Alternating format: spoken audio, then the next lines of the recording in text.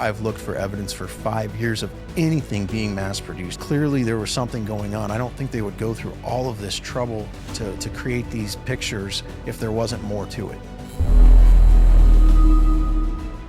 Being the dates that we're seeing and light up crystal skulls that go on these devices, where that goes and how advanced that goes is a mystery. They were creating and manufacturing these types of stones at will, essentially. The only way I can think is that it would be more like a 3D printer of some form. And this is how old? 37,000. 37,000-year-old piece of metal. It seems like there's three options here. One is you're right. Number two, you are being tricked. And number three, that you know that these are not real and you're attempting to profit. The nail in the coffin for me is seeing the material science of this and it not being carved rock. Their knowledge of magnetics was pretty extreme, which leads me to believe maybe that's how this is powered. There was clearly a level of engineering going on here and technology going on here that resonates with Plato's Atlantis talk. A lot of people's careers have been ended over this topic when they tried to bring it forward. And this could be disclosure. This might be why disclosure is so complex. It might not be ETs from another planet per se, but something that's very ancient.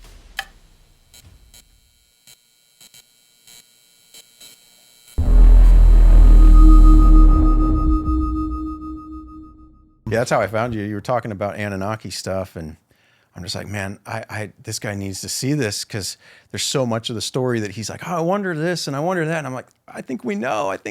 So, yeah, that's cool. It's cool. Appreciate you bringing me out and taking the time. It's definitely captivated my life for 5 years and something I feel very strongly about at this point. Yeah, for sure. Yeah, what got you into it? My good friend, his friend went down to Mexico, and I provided some of the pictures there of their expedition back in 2018. Mark Russell's an archaeologist, and he went down there with him, and they dug these pieces out, and he brought them back to the States and said, oh, this is 10,000 years old. He sold a couple to my friend, and I collected rocks and minerals since I was a little kid, and so when I seen this, I was like, man, these are pretty cool.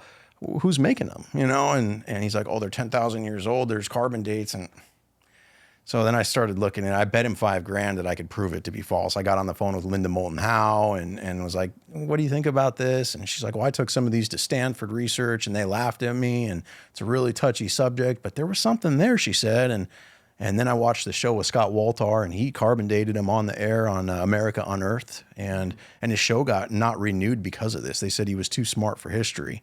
And so at that point, I'm just like, there's got to be more to this. And then we started seeing some of these things. And I just know carvings from India and you know, Vietnam and stuff. They're not doing that, let alone on some of the materials and with the metals. There's just no one producing that. You know, you can't go find that in a mass production shop. And so, yeah.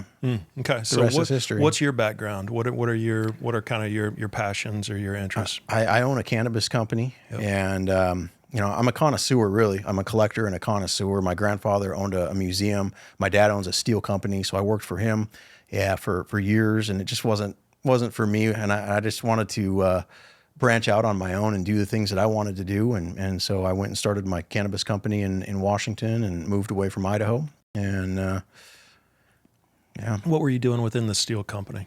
I did sales. Okay. Yep. Yeah, I did sales for 15 years prior. So that was my background. Cool. Okay. And then you just kind of got interested in this. Your friend went down there, found some stuff. You got interested. I know that there's been stuff I know that these items exist, and I've heard of them before prior to you, but I think you're kind of bringing them more to the mainstream and bringing them out there. For people to kind of become aware of. There is an extreme amount of skepticism. And so I feel like we ought to at least address that early on. And it'll probably be a theme throughout the conversation, honestly. You know, don't hold back. I love to debate, and I feel, I mean, we have so much science at this point and so much support that it would really take something serious of evidence to say anything else. I've looked for evidence for 5 years of anything being mass produced. I mean, I've set these guys up. I work with over 30 different families down there. And I mean, I've tried to offer them, you know, $50,000 for a custom one or something like that. And there's just no budge. There's no nothing. No one rats on anybody. The people in this area don't know this area yet. There's 7 states that these items are coming from. and the consistency of the theme is very much so, and the historical relevance of it being, I mean, we find the dates 40,000 years, we find the dates 13,000 years, and we find the dates 3,000 years. And so this went on for a long time in Mexico, it seems like, which fits in to some of the ancient texts, like the Anunnaki stuff from Sumeria with the Enuma Elish and how these beings came. And same with the Bible too, with the Genesis, where the sons of God had their way with the woman of man and made these Nephilim. And I think the Nephilim is the hot topic here. We can see back from the 1800s to early 1900s, there was tons of giants and giant bones found. And all of a sudden, you know, and there's no DNA, there's no testing on any of these supposed things from Sardinia or any of these places. And I think that's what's leading away from the skepticism, is like the Nazca mummies, the Buga Sphere, all these things are now getting validified to some degree. And the media and the news, they never say anything about them. I mean, one blip about the Buga Sphere, one blip about the Nazca mummies, you decide, that says, you know, they don't ever provide any science. And they kind of just let the skeptics run the show in terms of dismissing it or shutting it down. And I think that's a really big concern. You know, we pay all this tax money for our protection and whatnot, and there's things like this going on, possible grave robbing of historical objects at the mass scale, which is what I saw and why I really was cautioned. I mean, that's why I've got the letter from the INAH and why I'm working with an attorney now, because if this is real, which I have every belief that it is, then our history is literally being stolen and they're allowing it. I mean, I've got thousands of boxes documented that were completely searched and inspected by customs and released to me. So it's like, you know, at what point are we just going to say goodbye to this part of history? What percentage are you that this is real? 90. 90. Okay. Yeah. Okay. And I would say 100% on the fact that some of this is real. There might be fakes out there, and that's why I say 90%, because there might be a piece here and a piece there that someone made. We've got these metal Buga Sphere balls, and I've done quite a bit of research on them. And I'm just not 100% sold, but there is a lot of patina, and the patina analysis shows that it's bonded. And so to go through all this for $500 or $700 to do a lost wax casting of a sphere, I mean, there just doesn't make sense at a lot of points in terms of the artisanship that it requires to make something like that. Are you 100% sure, though, that this general phenomenon of these ancient alien relics is real? Yes. That at least that you're saying that you're 100% sure that the vast majority of the artifacts are real? Yes. Okay. Yep. Okay. Whether they're aliens or not is the question. You know, the Ajiji and the Anunnaki, right? And that this was a species that got too advanced and they had to kill off, and then they replaced them with the Adamu. And the Adamu took all this time, and it took the Whore of Babylon like 750 years, which was Ninhursag, to create the Adamu. I think that we're finding the traces of all of this, and it's not necessarily aliens. And so we see all these movies and sci-fi and stuff depicting E.T. and all this. And if you look at the Nazca mummies and how they kind of look similar to E.T. with 3 fingers, where we've got all this inspiration for these alien movies, and then the fact that we're finding biology now that's 1,800 years old, that's bizarre. Where did we get those ideas, and how were they conceived? And on a lot of these pieces, we see the all-seeing eye, and the all-seeing eye is a lot in Egypt as well. So being the third eye, pineal gland, it's possible that, you know, a lot of people got these ideas from dreams and from imagination. And where that comes from, I think, is maybe the more mystery now that we're seeing, is that these ideas possibly could be seeded. When the Buga Sphere crashed, all of a sudden, thousands of pieces with the Buga chip came out. I'm like, this is it. This has got to be fake, right? And we went in, and the material science of these Buga items were completely just advanced. I mean, advanced aluminum vitrified silicates. So literally you have chromium, iron woven into the silica in a way that's very methodical. It's not something that was done on accident. Like a 3D printer, you can look at the polymer after it's done, and it's got a very specific layering and composition. And I think that this, I'm not saying it's 3D printed, but along the same lines of polymer being manipulated and formed, I think that there could be a plausibility of that. Okay, so just to frame this a little bit and to kind of level set prior to going any deeper, I think that it seems like there's 3 options here for what this situation is, what's actually happening in this situation. One is you're right and they're real. and that this is game-changing and world-changing, and it rewrites history, and there were extraterrestrials on the planet thousands of years ago, 3,000, 10,000, 40,000 plus years ago, and that this art is representation of those beings being here. That's number one. Number two is that you are being tricked, and that you believe these things to be real, but they're actually being produced in modern times by forgers. And number three is that we won't even talk about it, but number three is that you know that these are not real and you're attempting to profit on those. I think that we can, I don't know if you'd like to comment on number three or not, but I feel like it's not probably worth spending a lot of time on that just for purposes of this conversation. Yeah. But I think those are the three options for what we're seeing here, just to kind of level set what's going on. I think one has a part A and a part B, whether it's the ETs and extraterrestrials, or like in the Bible it talks about the sons of God coming down and having their way with the woman of man and creating these Nephilim, and so maybe it's not that the history books have to be rewritten. Maybe it's actually solidifying what we have in our history books and all these ancient texts, rather than being mythology, might actually have happened.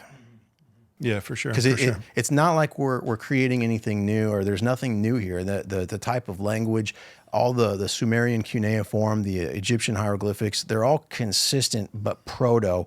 And if you look at the language, it's called Proto-Sinaitic. And you can see that was the basis of the hieroglyphic language, and it outdates it back from the times of Canaan. And I think that's what we're seeing is these proto-languages. If you look at the Fall of Babel story, it talks about how there was one language and how they were worshiping gods with stone idols. And I think these gods with the lowercase g might be the sons of God in the Bible that had their way with the woman of man. And if that's the case, then we could have a real reason of the Anunnaki being those beings, and that's why they have angel wings, because they were the sons of God, and they're the ones that did all this genetic manipulation. One thing that's really specific is we don't have any new species being born on the planet that we've ever documented. Trillions of beings of life here, we've never documented it. But yet in these ancient stories, Nin-Herseg created all these different things. I mean, she's the whore of Babylon. She was creating species and different things to try out these Adamu. And what's funny is when I did an interview with the tribe leader down in the Miko-chan that has the private museum, and they gave me the ability to film there. I did a documentary called The 10,000 Year Lie. And they told me that it's an oral tradition passed down that their land was utilized as an experimentation ground. And that's why we have Paracas heads in many different shapes, and why we have Nazca mummies and all this stuff in Mesoamerica popping up, because there was a large experimentation. And that's why, where did the Olmec go? Where are some of these races? We have clear evidence that they were there, yet we have no evidence of them at all in our genetic fossil record now. So something happened, Yeah, for sure. So I want to dive deeper into those three possibilities a little bit and kind of explore around that, so that myself and the audience can get, a sense for what they think is really happening here. Mm-hmm. And so with regards to your direct involvement in excavating these artifacts, your direct knowledge of how and where these are being found and how they're coming from the ground, because there are people that intentionally bury artifacts so that people find them, and so that they excavate them and think that they're finding something, and that does happen. But so, what is your direct involvement and direct understanding regarding the excavations and how they occur? So this went round and round for years. The first 3 years, I was a major skeptic on this. I did not believe it. I was trying to prove my buddy wrong. I bet him $5,000 that this was all just a hoax. And so I got in there. I tried to get the guys to do filming, and it was really tough. They didn't want to put themselves on the record, especially in Tula. Tula, the site is right by the archaeological zone. The people that were finding this, that did a documentary, was Steve Quayle, Gen 6 Productions. They have a property that literally butts up the fence that goes around the archaeological zone. Their farm butts up to it. And so the thing that really solidified it for me was when I saw this dig going on. They had all the GPRs, the magnetometers, all this stuff. They had the scans of the ground that shows it was clearly undisturbed. And then they start digging. They got down to like the 13-foot level, and they had to stop the documentary because they couldn't go any further. This was at the end of their production time. But they found a ground floor. And so the guys about a year later got the funding to go back, and they dug down into this ground floor. They penetrated it. There was a second ground floor that they had to penetrate, and then a third ground floor appeared. But before that, there was a cave in, and there was a full cave system with petroglyphs and things. So to get 2 ground floors and to get a 16-foot hole down there and have this cave carved out, super unlikely in my opinion at that time. So I really started to become a believer when I seen the petroglyphs and how they were put on there. And I brought some pictures of those so you can check them out, because they're definitely not like anything that would be quickly done or done as a hoax. And the fact that they would spend all this time, so then multiple other excavations with the same type of treatment of the ground in terms of looking for anything. They've documented this all from start to finish and have found multiple other discoveries in this way now. I think we have 5 big discoveries under our belt that we've documented now, which just, the sarcophagus alone, or this recent one of this weird Stargate looking thing, there's these large floors, and each one of these tablets weighs 400 pounds. The guy can't even sell them. The big sarcophagus that we found, we can't get it out of Mexico. I know someone that paid $100,000 for this whole parcel, and it's stuck down there, So the fact that they would create stuff so heavy and so big and with so much effort, but yet sell it for, not that much in respect, it just doesn't make a lot of, there's one of the ground floors. And each one of those tablets is 400 pounds. And the skulls, those are created from stone, or? Yeah, a lot of them are quartz and different materials, calcite. We find obsidian. You have quartz crystal, you have stone crystal, you have crystal heads? Oh, yeah. Yeah, lots of them. The crystal skulls in Mexico are abundant. You can see the one there on the bottom left is a quartz crystal skull. And I've got one quartz that's over 80 pounds. But it's not transparent. What makes it? It's dirty right there. It's been in the ground. So once you get some water and clean it up, it'll be your typical looking clear quartz. Okay. Yeah. But you look at the sugar skulls with the Day After the Dead, event that happens after Halloween in Mexico, and how big of an event that is down there, or a holiday. I'm not sure if that's what they consider it, but the sugar skulls are a big thing, and skulls are just have a place there. So it's interesting. To see so many of them and carved in ways. That's the other thing. I have a lot of crystal skull guys from India and Pakistan who try to sell me skulls all the time because they see mine, but there's no tattooing on it. These skulls are tattooed with extensive amounts of detail. So you got to think of what it would take to carve the skull, 80-pound crystal skull, but then to carve it with tattoos on the entire surface without making any errors. This is a grand master artisan to be able to do that, because these great artisans in India and Pakistan, they won't even touch that type of design. And where is some of the, so many questions. How do you get it out of the country? How is it legal to get these out of the country? That was my biggest thing. Is obviously my buddy who said that this was real, and I bet him that it wasn't. And I'm like, you can't just take stuff out of there. It's breaking a treaty. You're going to go to jail, man. Like, there's no way that's real. It would be all over the news. There's just no way. And so when I finally got it down, I was talking with Scott Woltar, and he had a show, America Unearthed, and did a lot of testing on this. And he mentioned that there was a letter that they produced in 2014 to Dr. Pablo Garcia Sanchez. He wrote to them asking them for clarification on this. He said that there's archaeological sites in Abuelos de Jalisco and pieces with alien-looking beings coming out of the ground. They said that they have no record of that there's no trace of that, and that anything with an alien has to be modern. It had to be modernly placed there, and that it was okay to buy and sell.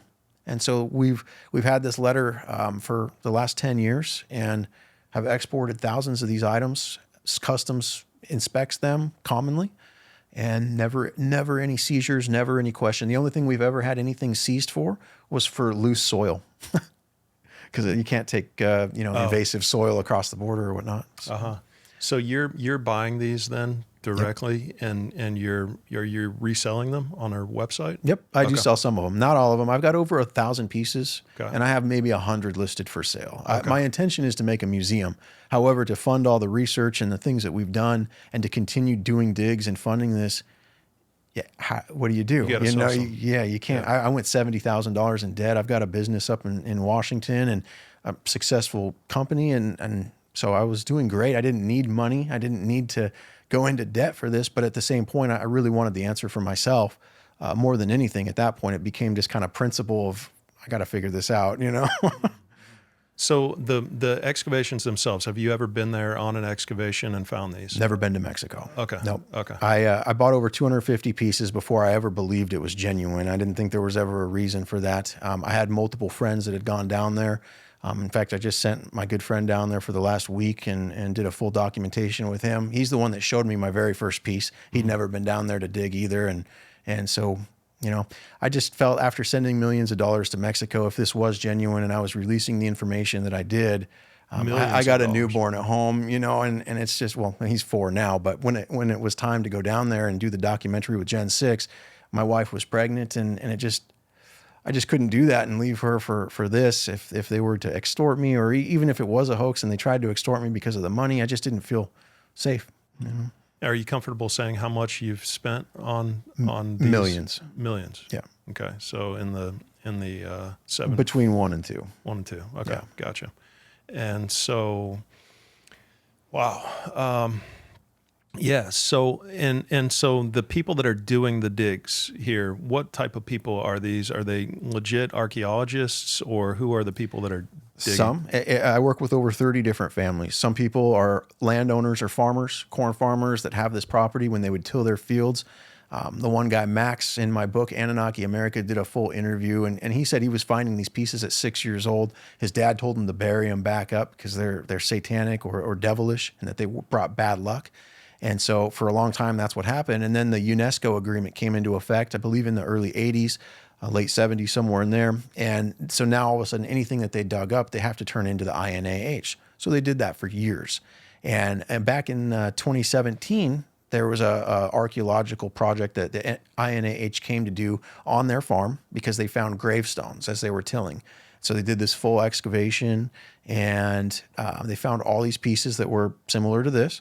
And they went 2 or 3 years later to take their grandchildren into the INAH to show them some of the stuff that they extracted off the farm. And the INAH said that they had no record of any pieces being found, only bodies and bones and stuff like that, and they didn't have the ability to show them.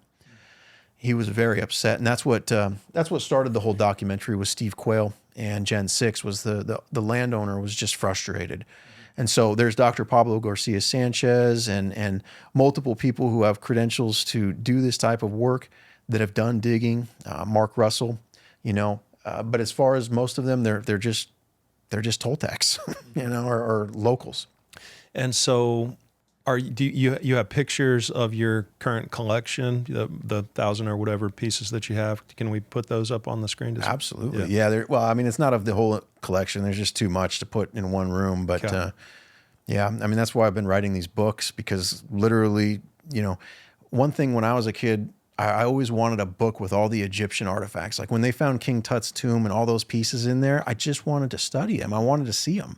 And there wasn't any book. You had to go to the museum. And a lot of those pieces are still barely just making it on exhibit now with the Grand Museum, So they've been hidden for 50 years essentially, or not really discussed. And so my goal was to create a catalog of this to where anyone could go out there and see it and study it and understand it, So you've got about 1,000 pieces. You've spent about $1 million. So 1,000 times 1,000 is $1 million. So on average, these things are costing about $1,000 a piece, maybe $2,000. Depends on the piece and who yeah. found it. Some of these pieces are energy devices. We found pieces that create energy somehow. It's being researched right now to know for sure. But there's copper electrodes on these pieces. They'll light up crystals like a light bulb. They'll produce energy in that fashion. And so how does copper last underground for thousands of years? It wasn't pure copper. It was a copper alloy with bronze. It was a bronze copper alloy that's really resistant to corrosion.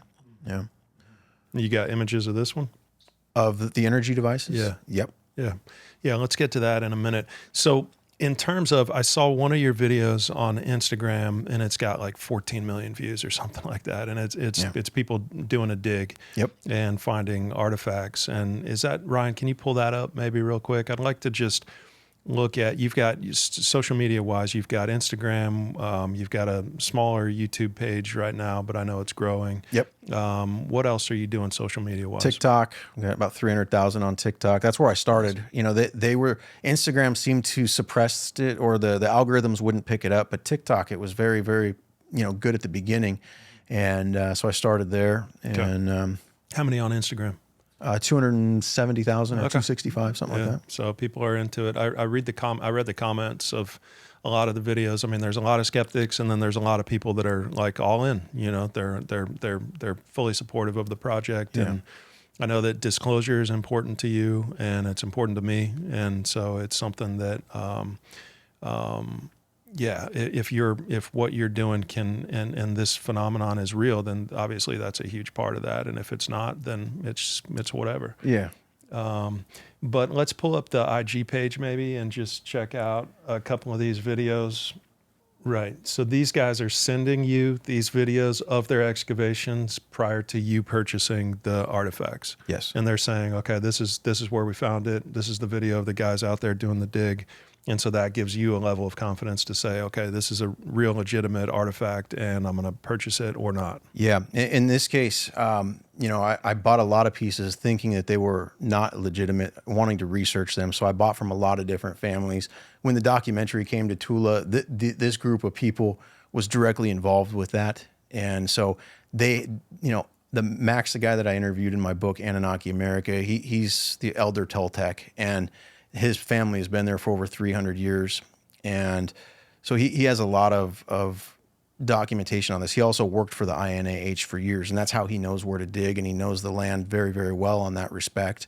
So, a lot of people say, how do you know where to dig? And the archaeological zone of Tula is very small in comparison to what the Toltec capital was. I mean, Toltec capital was massive. So there's a lot of stuff even underneath the town that they'll find, that they literally built their town on top of the archaeological site. And as you get closer to the Zikuku Hill, which is where they find a lot of these pieces, there's no archaeological zones there, but it's, you can still see the statues of the pyramid right from there. I had a guy on, two thoughts. I had a guy on, Raul, and he's been to Peru, and he like goes into these sites that have been looted, and there's all these looting pits, and there's like thousands of square kilometers of looters that have just been all up in these sites and digging up bones and they're finding like sandals that are 3,000 years old and bones everywhere and the cloth that was used to wrap them and all that. And I just wonder, like, that is so prevalent. The looting is so prevalent on all these ancient sites. Why? How have these sites survived until today to only be discovered today? I think they've been discovered for a long time. Like I said earlier, the Max is found in these when he was 6 years old, and then they turned him into the INH. I asked him when the first time he saw an Egyptian or Sumerian reference was, and he's like, brother, I didn't know what the Sumerian or Egyptians was until the internet came out. They didn't have education and school systems that taught them that. So he just thought it was part of their culture and history, and it was never anything thought of beyond that.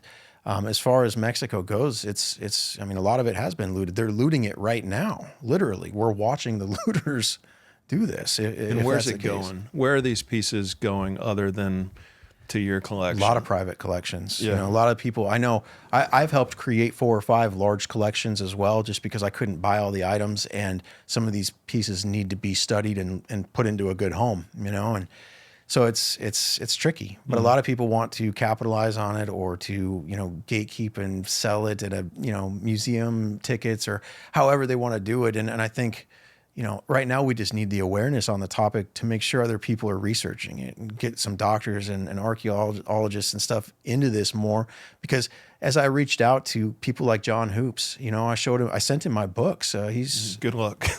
well, I picked a tough one, right? It's a tough he was place to actually start. really receptive. Was he? He was, and he gave me his address to send the books. He looked through them and said, "This is crazy. Have you thought about exhibiting these somewhere?" Really? He never said they were fake. I asked him if he would go down there, and he never would confirm that with me. I really tried to get him down there because he's the right guy to do it. That's shocking that he was anywhere near receptive to this conversation. Candidly, Yeah, I got the messages to prove it. Yeah. Interesting. Yeah. If that would be the most. That's harder to believe than these are to me. That is.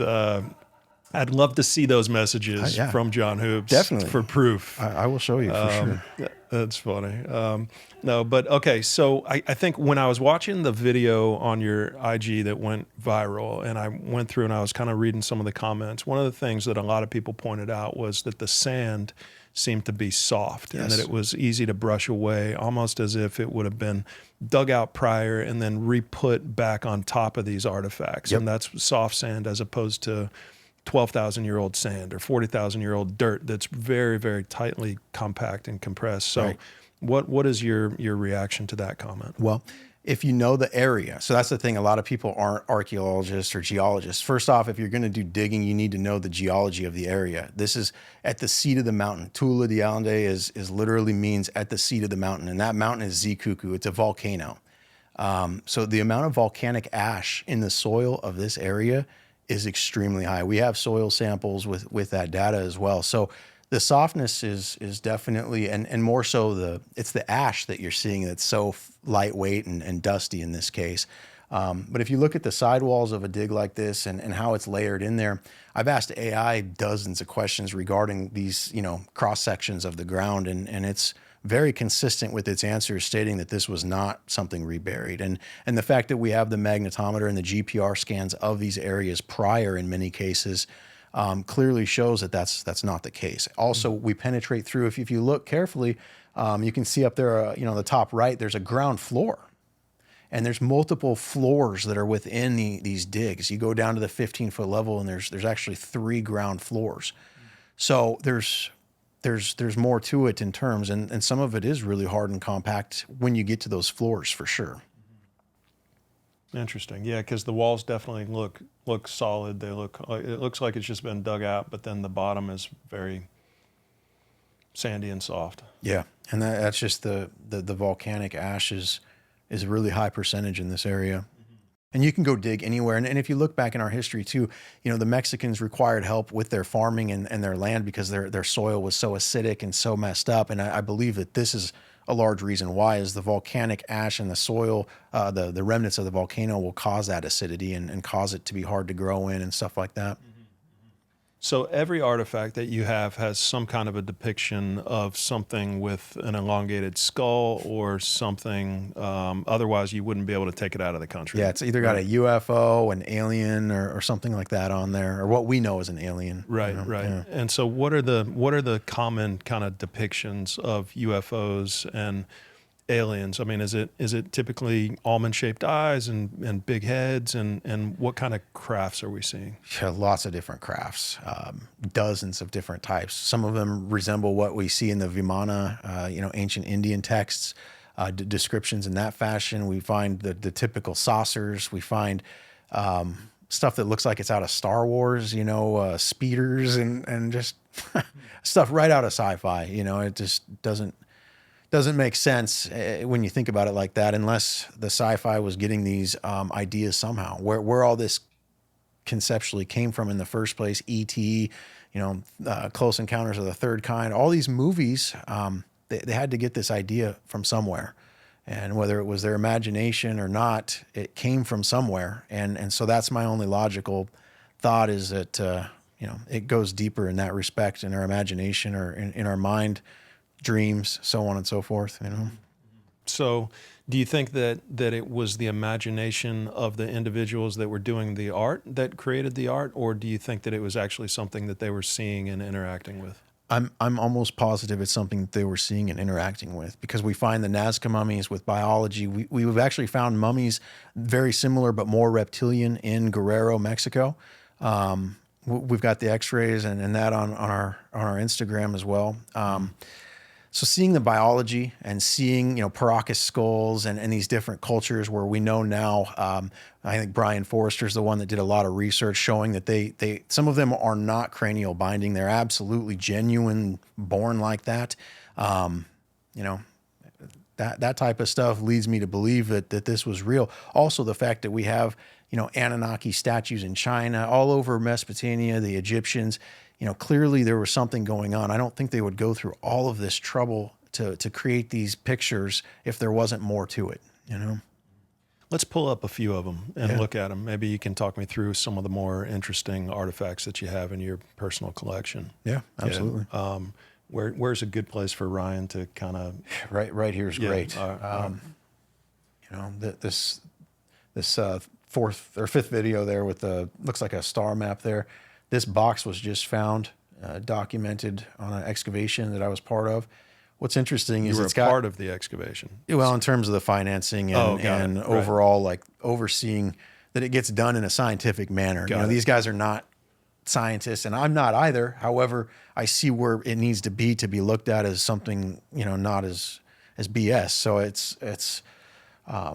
that's why I kind of jumped in on that level with these guys and started guiding them and getting them the right kind of equipment and guidelines of what they need to follow. Because if they just keep taking it out of the ground like they were for years, it's never going to get anywhere. There's not going to be any chain of custody, and it'll be, questionable forever. So this box right here, though, the box itself weighs 85 kilos, and there's a crystal skull that goes inside of it.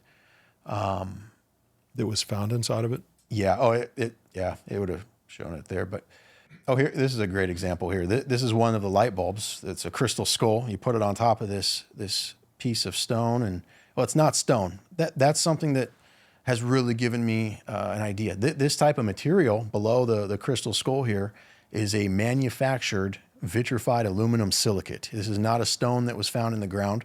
When you scan it, we had Saram do scans of it. They called it a limestone.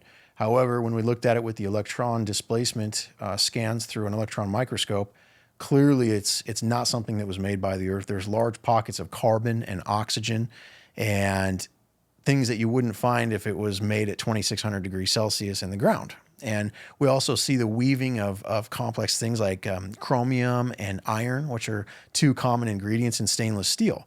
And so they're literally weaving these ingredients somehow and layering them to make this extremely strong. And that material there, they've made park benches, tables, chairs, large items of that material. So somehow they knew the tensile strength and the ability to hold, because the table itself, the top of the table, it's a 5-piece thing. There's the 2 legs, and the top of it weighs 350 pounds. So for those 2 legs to support this table, they had to have fairly advanced knowledge. Otherwise, the chances of it breaking would be, why put all that time into carving it and so on? There's the skull there that was found in that box. So what was it made out of? What are your thoughts on what the material is? It's a complex geopolymer. It's not a geopolymer because there's a lot of crystalline backing into it.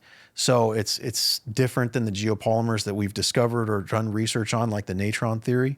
But I think it runs along that same lines of that they were creating and manufacturing these types of stones at will, essentially. Do you think that they created the like a cast and that it was poured into it? Or? No, there's no evidence of any molds or any casts in the way that we know. The only way I can think is that it would be more like a 3D printer of some form, or that because of the way that they're layered and woven together, it almost seems as if it was done in a meticulous process like we would have with a 3D printer. But it's made of different. There's some metal in there. There's some rock in there. There's some lots of calcite. Calcite's the most common. Okay. The silica, and then aluminum, which can be gotten from feldspar and other types of materials. Interesting. Okay. But there's zones and things where there's bubbling and clearly just not things that you would find from an earthly specimen. And what percentage of the total artifacts that you've examined are made of that material or a very similar material? 80%. 80%. Yeah, and the others would be, crystal skulls and pieces of metal. Okay. But I mean, most of them. And what's interesting is there's multiple states in Mexico that are producing these items, or that these items are being found in. The main one is Aluelos de Jalisco, and that's where I started looking to begin with. And the carbon dates there that we've seen are, anywhere from 12 to 20,000 years. And what's interesting there is a lot of these materials are more crystal based, but they are the advanced aluminum silicate as well. And then you get to Tula, and the carbon dates are 35 to 40,000 years old, which we just found.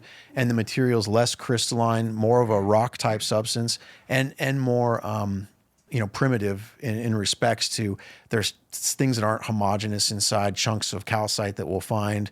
And when you look at the calcite with the electron microscope and the EDS, AI will analyze it and say, this is from the earth. But then you look at the pockets around it of the orange material, and it'll clearly say this is all of the right things of a geopolymer. So it definitely seems as if they were crushing up stones and creating like a mixture or some sort of alchemical process to get them in the way that they are.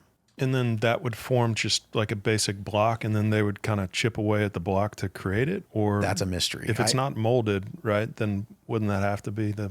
That's why I say the 3D printer idea, because there's no molding involved, and it would be printed in a fashion. I mean, to think that they had computers is not what I'm trying to say. However, there is a lot of mystery around the crystal skulls that they were utilized as storage devices and Atlantis technology, we'll call it. And so being the dates that we're seeing and light up crystal skulls that go on these devices, definitely feels like Atlantis technology. So where that goes and how advanced that goes is a mystery. We do know in the Anunnaki stories with the Ajiji that they became too advanced too fast. So that we see a lot of depictions of gray looking aliens with just normal bodies like we have. And then there's also elongated aliens that have wings like the Anunnaki. So we think that they were the creations, or the Ajiji are the gray aliens that we see.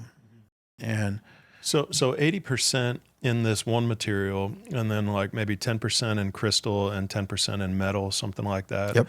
And this one material is being found throughout all different dates of history, right? So you're finding this material 3,000 years ago? No. We find it 12,000 and beyond. The stuff that's 3,000, 2,000 year carbon dates are not that material. Okay. They are a lot more ceramics and a lot of thermoluminescent stuff in terms of how we've dated it.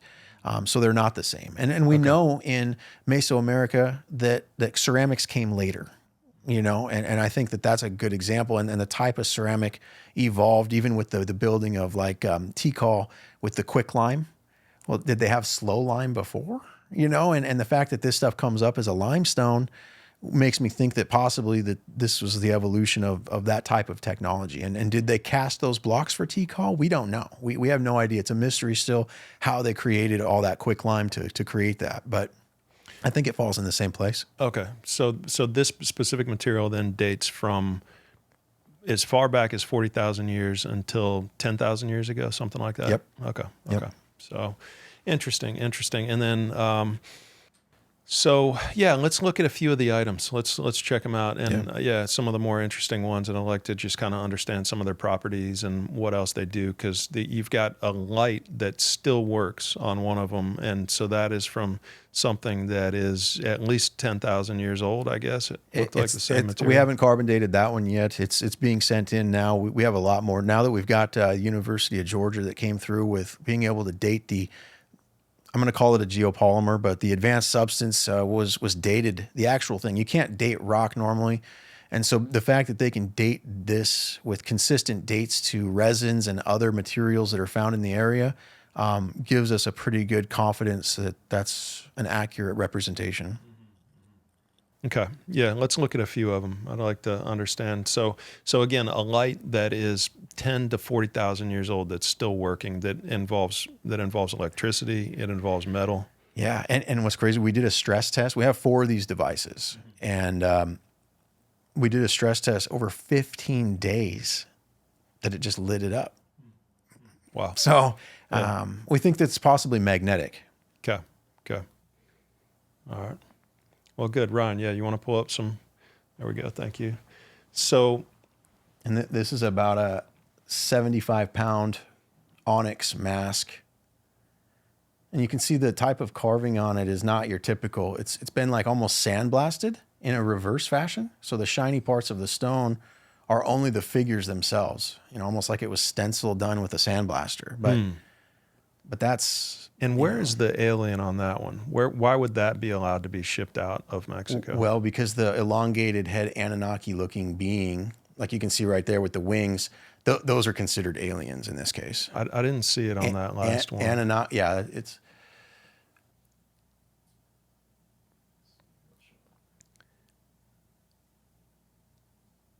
Like there's right up here on the top right, and the top right mostly is the alien guy there. Just because of that one eye?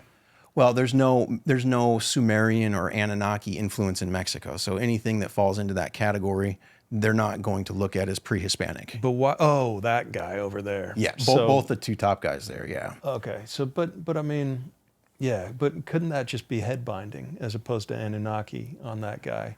And could that just be a mask? You know, I mean, The fact that there's cuneiform and a bunch of Sumerian type influence on there, like the griffin and things. I mean, it's hard to say. Again, I want to reach out to the INH badly to get reclarification on this, because I don't know if they know the full extent of this. You know, the guy that I interviewed, Max, that I was talking about, he said that they absolutely know about this stuff, that they make special piles, that the American archaeologists set this stuff aside and it disappears. That was his testification in my book. And he said that the cartels make fake pieces to water down the real pieces that are being sent out so they can create a screen over the whole thing and keep it quiet. okay. And that's that same material. Yeah, oh, and here's the back. You can see the... Oh, there you go. Yeah. There's some on the back. Yeah, those are... Got it. And it's interesting because you see the little specter form there. If you go into the Indian, Hindu stuff with the Naga, the Naga were serpent beings that could turn into humans and they could shapeshift. And we see a lot of that with this in terms of relevance to the Naga and some of this ancient Hindu stuff from the like Mahabharata and things like that. There's a World of Warcraft NPC as well, the Naga. Oh, yeah. Slaughtered many of them for XP in my day. Yeah. That's what I always say when Diablo becomes Diablo, I'm with you. Yeah. What else? What else on the images do you think is worth pointing out and sharing to people here? Some of your more popular videos. Go up a little bit. Oh, I'm sorry. Yeah, click popular. Go back and click popular if you could, Ryan, and let's see. Yeah, what's going on here? So, like the fourth one there shows. This was the cave in when they were redigging from the Gen 6. This is where the entire side of the thing just caves in on them, and down below there's a hole that cleared up. And that's where the cave with the petroglyphs showed up. You can see the way that these petroglyphs are put in on the walls is very interesting. And that's solid rock there, those walls? Yeah. And so, okay, so these are cave systems that were dug out and then petroglyphs were created on the side of the walls. Yep. And where is this again? Tula, Mexico. Tula, yeah. Yep. Tula. And right here is a very important video. You could see the different ground floors and how deep it is of them going through. And I think that, seeing 3 ground floors is really critical. Like there's one there he just put his hand on. When you're digging down and you penetrate that type of that clearly there was life or something going on at that period to create that floor there. It didn't just... happen on accident, I don't think.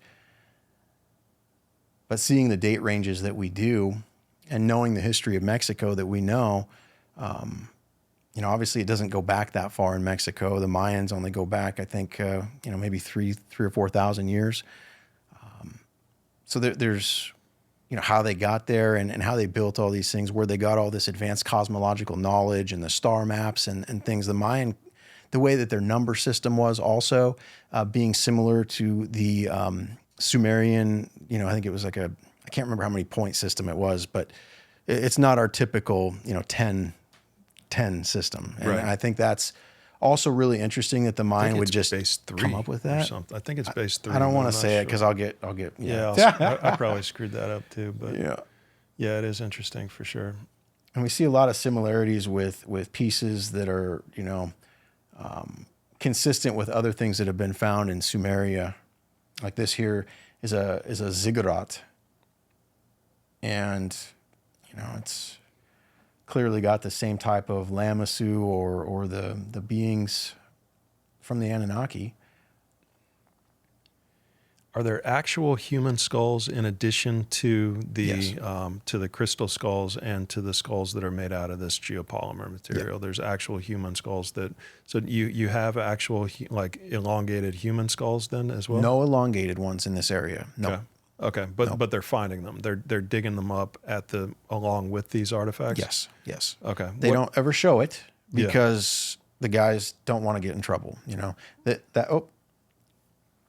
I was just going to show that if you go down here, that one right there at the top is the biology that was found in Guerrero.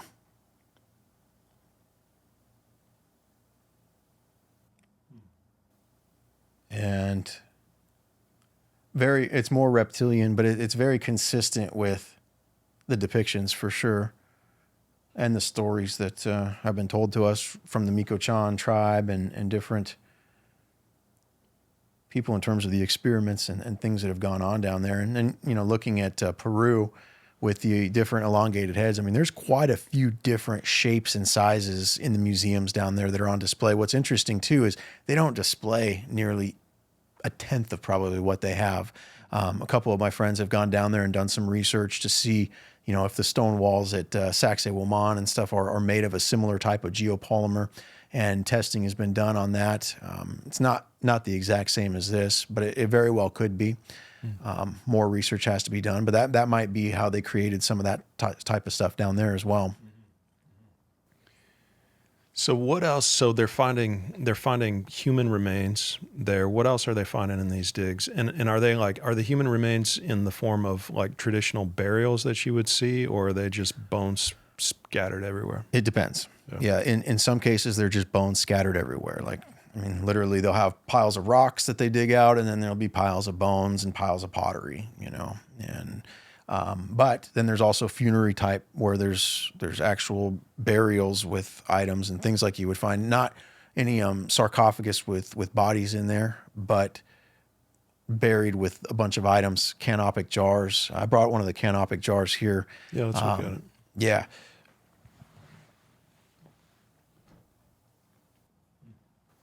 Check it out. Be careful smelling it. It was used. Okay. Well, I'm serious. It stinks in there, but I do encourage smelling it just because you'll know. You know what I mean? Yeah, that's legit. Yeah. It's legitimately disgusting. No, and what's interesting is that smell. Yeah. We smelled it on the pieces before I ever got any canopic If jars. I die in 6 hours, I'm gonna have a lawsuit. I smell. It's been in my house for years. No, Yeah. it'd be fine. But no, This is crazy cool carvings.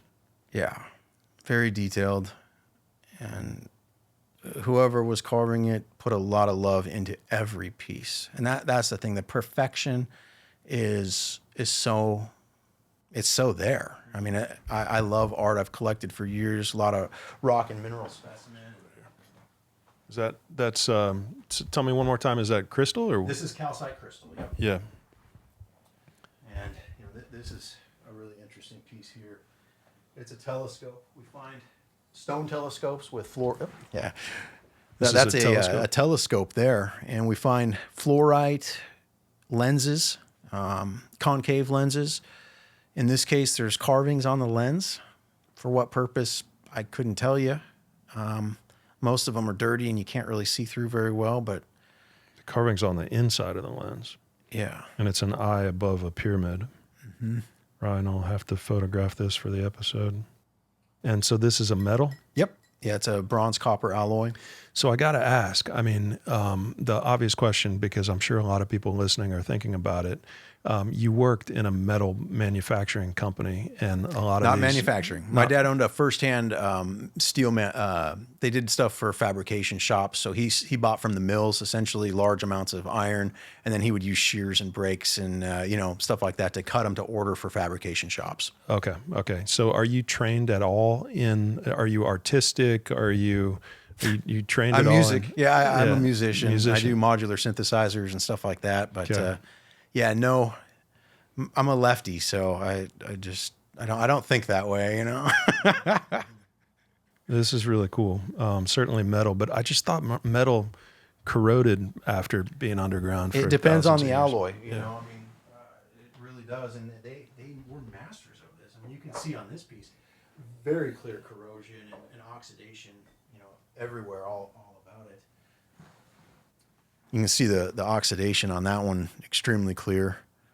Yeah, it's beautiful though. And also it's bizarre, you know, the silver parts there, why they would put silver into that alloy and mix it in that type of primitive fashion is very bizarre. It's clearly a different metal than the copper. And how would you even get this on your wrist? This is a bracelet? It bends open. You Does it? You can clasp it. Yeah. Okay. Yep. I have worn it once. My arm turned green. No. Yeah. So what do, the guys that you are connected with in Mexico that you are purchasing these items from, is it one group of people per town? Is it like, how is the connection there? How does that whole connection work? Yeah, there's many. It just depends. You know, I reached out to different people. I looked online, obviously Facebook and stuff. As I started digging, you know, I was given to contact because I wanted to buy some to study. My buddy gave me his contact there. And then I saw some of the people commenting on his Instagram, and I added them as friends. And then the people you may know started turning up to be Juans and, you know, Jose. And you know, so I was like, oh, I wonder if they're, you know, affiliated with this. And some of them would have pictures of the pieces in their profile pictures. And so I just started reaching out, asking questions, you know, asking if they had any evidence of the documenting of the digs. That was really what I was after at the beginning, and nobody would produce that for me. And that's, I mean, if you can't see the start to finish process and get a good chain of custody, I mean, even with a carbon date or whatever, I can't really believe it. You know, I need to see the whole process, and that's what we've worked to do. And the carbon dating. So how is that working? What's the process that you're going through on carbon dating? How many of you carbon dated? Good luck finding a lab, first of all. It's taken us years to find good labs that would actually do these types of tests for us. If you're not an archaeologist with a proper chain of custody, a lot of universities and stuff won't touch it because of the potential that it could be unethically being, you know, taken out of the ground. They don't want to be part of that. And I can understand completely. However, if we're going to stop these being taken illegally out of the ground, research needs to be done. So if you're blocking the research to be able to prove that they're genuine so we can stop that, then it's a vicious circle, right? So that's kind of the conundrum that I came into this is trying to, you know, prove it to be wrong, first of all, and then now providing awareness, trying to get it wrangled, you know? Yeah. Because our history is disappearing. Yeah. So who are they? How many pieces have been carbon dated in your total collection? 25. Okay. And so, and again, you're finding those dates, and you're finding consistent dates based on the dig and based on the area that they came out of in Mexico. Big time. And so where have the 25 pieces been carbon dated? There's a university in Italy. There's Ceram Laboratories in France. There's University of Georgia, University of Arizona. Those are the primary ones. And why do you go to those four? Why ship I them reached to out Italy? to like 65 different labs, and most of them wouldn't deal with me. First of all, I had to actually get a scientist and you know, have someone be a liaison in between me and the lab, because they won't just work with guys off the street, you know. And why use Italy or France if Georgia or Arizona is willing to work with you? Price. So Price and availability. Georgia wasn't something that was available to us until recently. And that's who did the Buga Sphere test as well. And I remember asking Stephen Greer, like, hey, where's the tests on these? He took them, and he said in an interview that they were having issues finding the labs to get it done. And I was like, wow, even Stephen Greer's having trouble getting this done. It's not just me, the guy off the street. It's something that's hard to do. So pretty much at this point, we wanted labs in different countries as well, because consistency, if it was just labs in America or just labs here, we really just want a wide plethora of people to acknowledge it or to, confirm it in that fashion. Okay, and you can't carbon date stone, so you can't carbon date the quartz. Right. You can't carbon date metal, right? Correct. So what you're carbon dating is the stuff from 10,000 to 40,000 years old, the stuff that exists within that one specific geopolymer type material. Actually, there's glues. So there's organic glues that are used to maybe fasten the eyes onto the piece or inlay some sort of precious stone. So that glue's been tested many times. There's books, like metal books and stone books, and they're bound together oftentimes by rings of metal that are glued together. So books, books like paper books, metal books. There you go. Yeah, this is perfect. These here. This is the one that we carbon dated at 40,000 years. It's on that. It's the third one, the resin sample. And I brought the ring here, actually. Let me grab it. 40,000-year-old metal. Here's the ring that we tested right there. And you can see how they glued it together. And there's that black substance. The black substance there is the resin that was dated.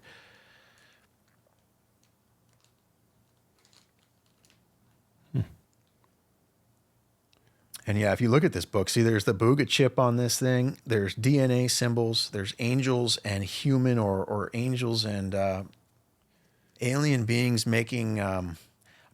There's some. This book specifically doesn't have any phallus or anything like that, but there's very graphic sexual depictions of angels and aliens mating. So what you're dating on this piece of metal then is, and this is how old? That's 37,000. 37,000-year-old piece of metal potentially. But what you're dating is the material, the resin that's on this material. Yeah, they glued the two pieces. You can see the black substance there that's on the ends where the ring would go inside there. And so they put resin and then stuck it together to hold it together. Interesting.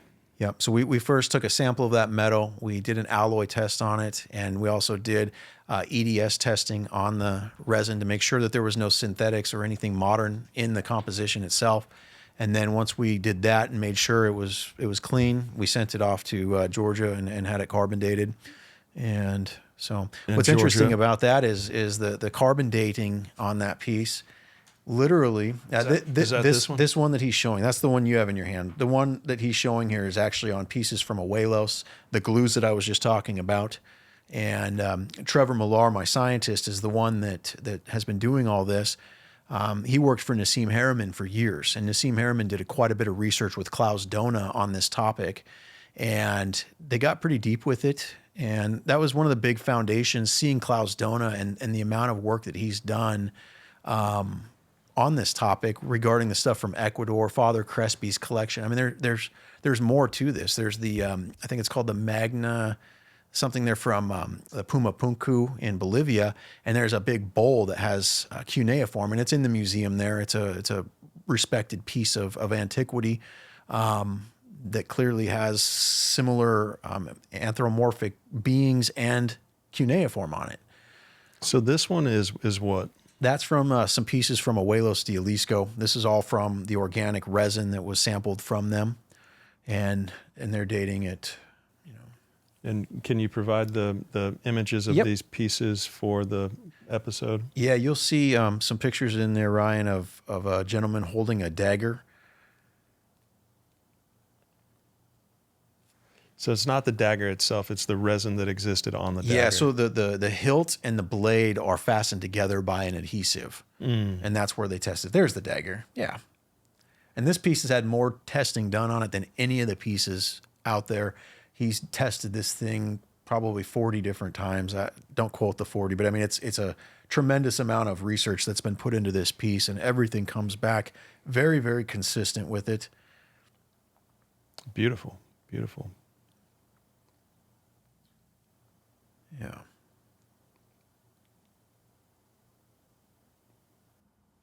Okay, and then the radio, the Georgia thing is signed by Alexander Sherkinsky. Yep.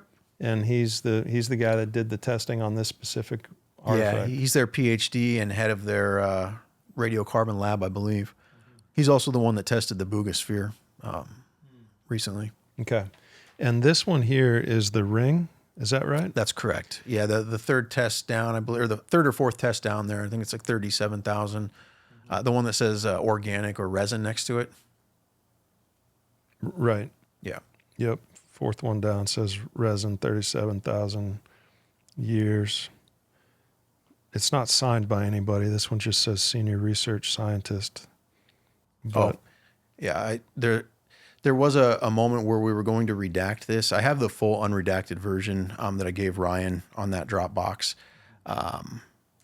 But we didn't know if we could utilize that. Then the Buga Sphere came out. They announced the lab and produced all the information. And then there was some people saying that there was confusion on the lab, that they misspelled technology and some of these things that were, affecting the validity of the Buga Sphere dates. And so we just decided to release it in the same fashion with unredacted. Gotcha. Okay. Anything to add stability to the nature. There's the one with the signature. Yep. And you're out of the 25 that you tested, you're consistently finding these ancient results. Yeah. And it's all kind of like resins and stuff that's. You notice the 600-year-old date there at the bottom, Yeah. or 675-year-old. That was a bone fragment from one of the digs. So it's possible, that there was multiple eras and that this went on up until the conquistadors came. They came to get rid of all the pagan. They burnt a lot of the books and things that we know of. All the Mayan literature, all that stuff was mostly destroyed, and this might be why. But so they're letting you ship some bones out of Mexico, I guess. No. That was tested in another fashion. It was here. Someone had brought it back and gave it to me. So. Okay. For research purposes. Yeah. Gotcha. But yeah, you cannot ship those. Yeah. Okay. So what else are they finding on these digs? Maybe, so they're finding the bones and all these artifacts, and what else are they pulling up out of the instruments, ground? Lots of whistles and bells, large bells made of the geopolymer, bells made of metal. I brought a couple of those here. There's lots of jewelry and rings, some the size of giants that I put one of these rings on a linebacker, 350-pound guy. And I mean, it was so sloppy. That's a D-tackle, man, 350. Yeah. Yeah. Well, whatever. Yeah. Yeah. He's a big guy Yeah, gotcha. It just, some of the stuff like the bracelets, I can put the bracelets up to my forearm, like it's, or up to, so. Yeah. Gotcha. It definitely feels like a wide range. I'll show you here. I can play this.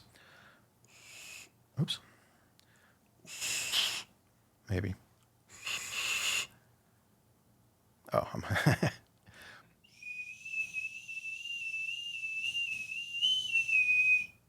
That's cool. Very cool. Let me see that. Instruments and what's really interesting too is the whistles. I don't think that one there is tuned to solfeggio. Some of them are like bird calls or calls. We find a lot of conch shells also. There's lots of depictions of them blowing in the conch shells on a lot of these pieces.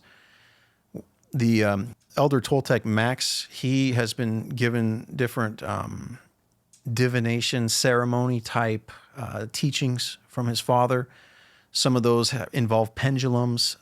They involve crystal skulls and obsidian and these shells, and they'll blow on them and burn certain incense to ask for guidance or to cleanse the areas in which these things are being dug from.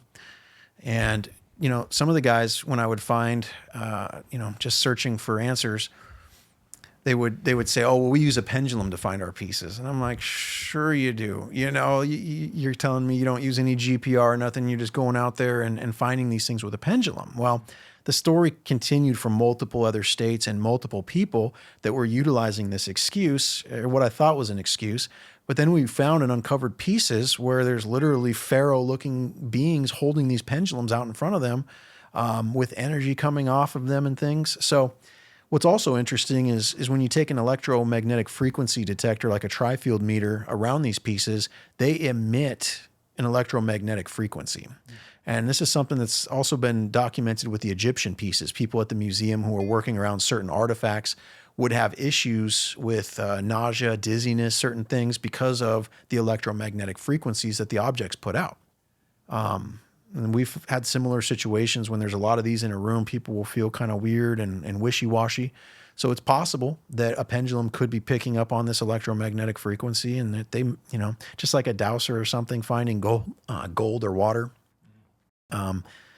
Interesting. I mean, I try to keep an open mind at this point. It's hard for me to believe that kind of stuff, but at the same point, I've seen the results, and it's, I'm going to put this bell down, but I want to, got this cowbell. This was just found a few weeks ago. But the cow is really interesting because in Egypt, obviously the cow is really important. They have all these sarcophagus with these cows.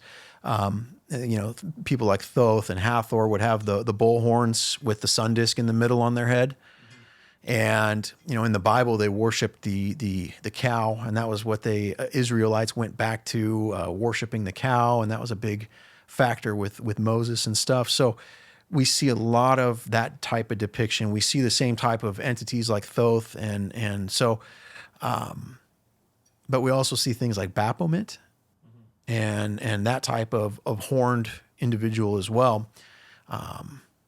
So it's interesting seeing the cowbell and the respect for the cow in this area, as well as Saturn. Saturn is something that's depicted all over these pieces as a planet. And so with, you know, the stories of the demiurge and the stories of, you know, Kronos, the god of time, and how he would eat his children and all this stuff, it's very interesting to see that correlation with these pieces, because we actually find some of those type of things like a Vadra, which is like it's got the two like claws on each side, and it was a weapon that's depicted that Zeus held, as well as Ninurta in the Anunnaki.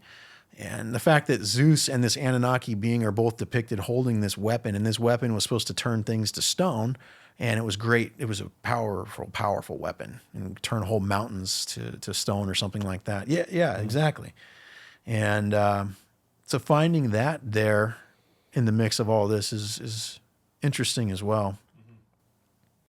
Yeah, it's interesting. The cowbell thing, is the round thing in the middle of it, was that a part of the original, or no? No. That was added. That's a bead from the dig there. It was just a serpentine bell, you know. Yeah. They did find a small piece of metal, but it was damaged, and I do have it, but it didn't ring right. So yeah, on a lot of my vases, there's dirt that's in the vase still, but it's like you need a knife or some kind of a really hard scraping something to get it out of there, because it's just so tightly, just like it's just so compact onto the side of that thing. Yep.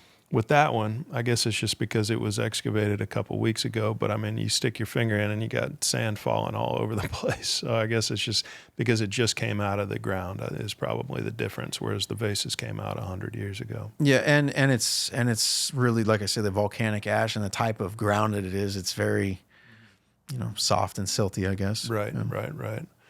Yeah, and so these are all very well intact, and they're all solid whole pieces with very little damage.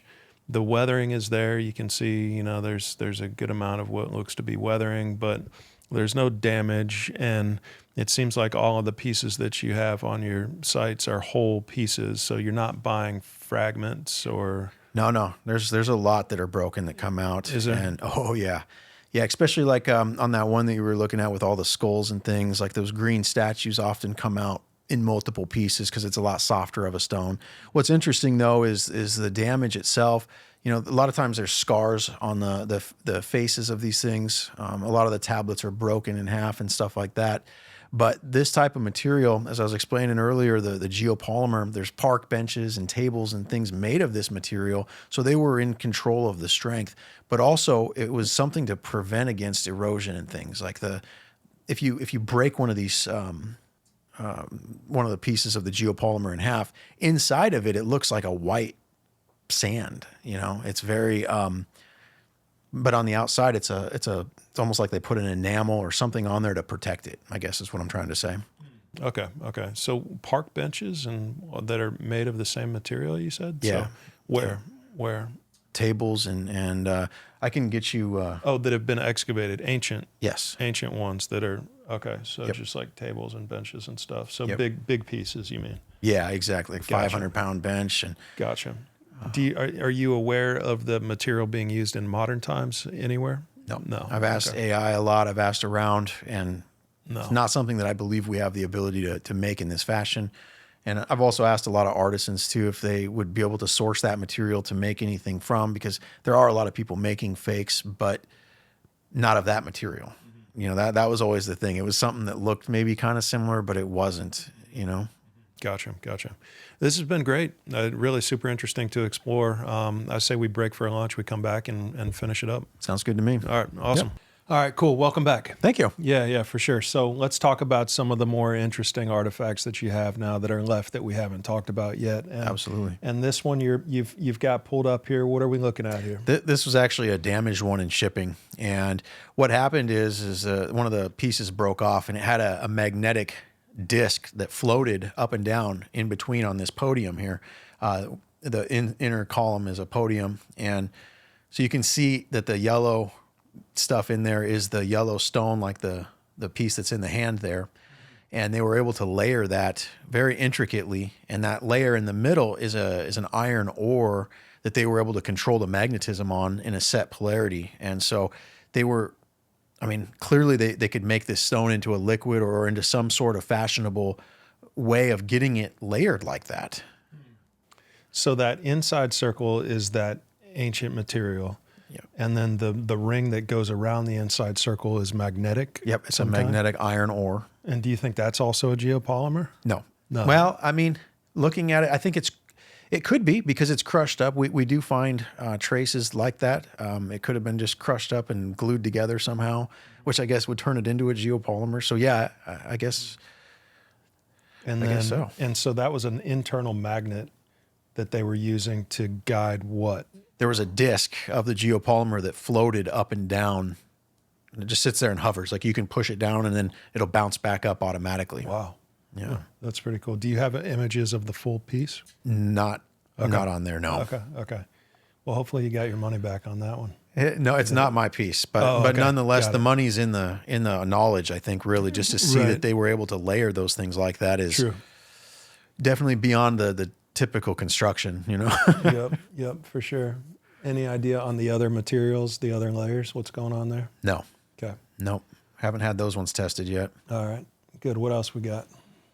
We got this piece of technology. I think we mentioned it earlier. This one, you take a light and can literally move it by shining the light on these pieces of obsidian. And it's got two pieces of obsidian here. You'll see in the video. And literally the thing starts moving based off a light. Come on.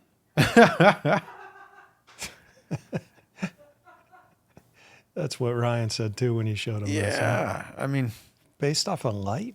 light. What's going on? So what have you This understood how it works? This is a major project. No, it's going to be studied at a lab here in America. It is in America. It's safe and sound, but it's quite the project to get in there innovatively and understand how it works. And so there's a team that's working on it in California, and we'll see that in the near future for sure.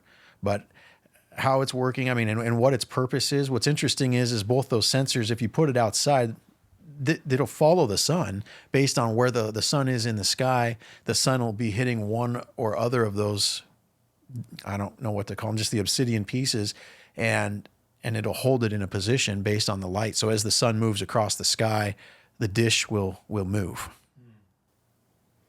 And this has, where are the Anunnaki on here? I don't think the Anunnaki are on this one. However, there are the Ajiji-looking beings on there, or the gray-looking alien beings. Where are those guys? Right there. Holding a staff of some form. Something. We see a lot of staffs like you would hear about in mythological tales with crystals on them, and the bent neck ones from Egypt, which is interesting because the bent neck is actually symbolic of the elongated alien head in these pieces. So it's an interesting thing because in Egypt there is one hieroglyphic symbol that's the winged. It's the winged staff like that, or the winged bent neck staff, and literally looks just like what we're finding in terms of these winged, Anunnaki-looking beings, or these Naga-looking beings. What's your theory as to what's going on here and how it's able to move like that? I mean, I don't have it. The things that light up, the energy devices, they clearly had knowledge. Even just layering those geopolymers like that, there was clearly a level of engineering going on here and technology going on here that resonates with Plato's Atlantis talk. I mean, the Atlantis technology, if these are 40,000 years old, then it could be from that era. And what's interesting too about Tula, Mexico, is the guardians that stand on top of the pyramid, they're called Atlantean statues. So, and supposedly there's no relation there with Atlantis, but there is also things like the lost civilization of Aslan that the Aztecs talked about, and things that could very well be Atlantis. Was this video taken in Mexico? Yes. Okay, but you have that piece. I don't. Who has that piece? A good colleague of mine down in California. Okay. This one here, to research this piece and to get into it deeply was a little bit above my caliber. Already I've got multiple of these pieces that we're looking at, and the research budget is, I'm doing this all myself, so I got to pick my battles wisely at this point. What's been spent on researching this? What have I spent? I've spent probably about 40 or 50 grand this year alone. But to get this done, the quote was in the hundreds. So hundreds of thousands of dollars to get this fully understood and researched? Correct. By who? An engineer team. There's a lab in California that's doing it. They've got teams of engineers that do, electrical engineering, and then there's also the geology type engineers that'll look at the substance, and it's a full take. Also, there's got to be some sort of copper or something running through it. So getting the proper scans, getting a 3D CT scan that'll fit that unit in there, and that sort of stuff. What could the power source be? I think magnetic. If I had to guess, it's something to do with magnets. Okay. And if you look at Nikola Tesla's work and some of the things he was working on patent-wise, I think there could be things that he figured out possibly that may have related to this, and maybe even why his research is still not released to us today. Yeah, that's a crazy one. Yeah.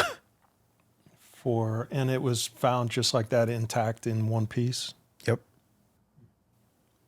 Yeah, and a lot of the stuff is buried, and some people say it's been intentionally buried. Well, that could be true. I mean, we know the conquistadors came through and gut this civilization. We know that the Toltecs were probably hearing that they were coming, so the Toltecs could have buried it. The conquistadors could have buried it.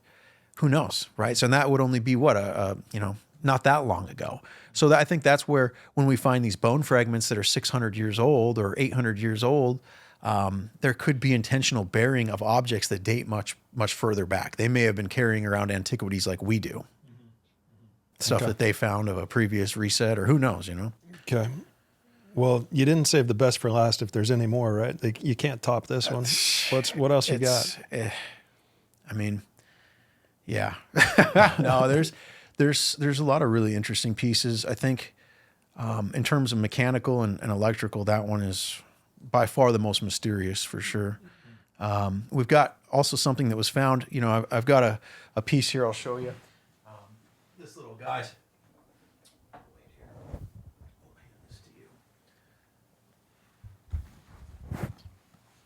So that sphere there, as you can see, is a bunch of pieces of stone glued together.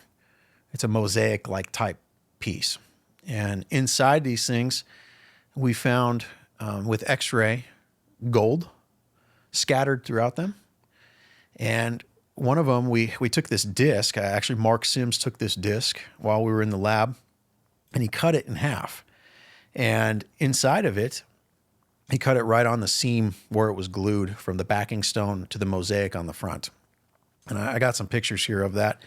But nonetheless, he saw this thing going through. It almost looked like a little canyon that had been carved through. And there's a Beall area where you can, feed a chain through the, to wear it as a pendant. This disc was like a pendant, and it has a hole where you can put a chain through it. And so from that little divot, water had collected in there and carved out a path going into the disc. And inside of there was a seed that whoever made it put in this thing when they made the mosaic. And so the water found its way into the seed sprouted, and the root fossilized inside of the mosaic, which takes thousands of years to do. And that was in this piece? No, but in a piece like that of a mosaic. Got it. I have a picture of the piece here, and also of there's the you can see the mineralization or the crystallization of the root, that purple looking area. But to get this type of germination inside of a piece of stone like that, the fact the water found it is amazing in the water's respect, but also that it was able to hatch inside of there and without light. Right, right. It's truly amazing. And that was dated? No, not yet. Okay. No. Okay. No, lots more dates are in the process. It took a long time to get a lab that was consistent, that wasn't overseas, that wasn't, because sending the pieces, you want the lab to be able to handle the piece, to take the sample, make sure everything is sterile and proper. Otherwise, there can be contamination. The dates might not come back accurate. So it's really important. So sending these pieces over to France or something like that is just not economical at all, and it's risky. And so to have a university locally to be able to do this is huge for this project. Okay, what do we have here? This is another electrical device here, and this one's really complex. It's got this sphere up here with this dial, and you can rotate this thing and the ball will move via magnetic. And on the other side of this, there's these gears, and inside of this circle area is this crystal, and you'll see here in a minute when circle on the top. Yeah, the circle on the top holds this, and that piece that the circle's in has electrodes on the bottom of it that connect it to the main, piece down below. He's going to use the magnetic part here, and then it'll show with the lights off what that crystal does inside of there.